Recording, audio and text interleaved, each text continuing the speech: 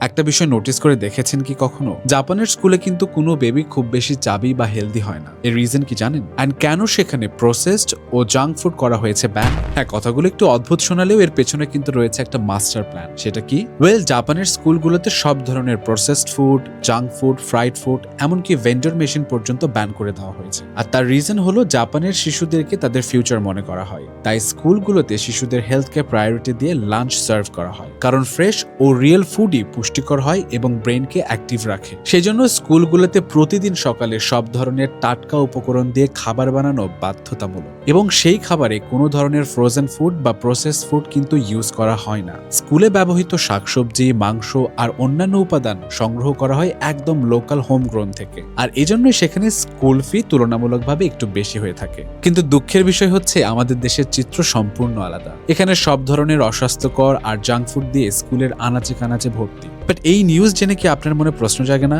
কেন আমাদের দেশে এমন পরিবর্তন আনা উচিত? যদি মনে প্রশ্ন জাগে তবে সেটা জানাতে কিন্তু ভুলবেন না।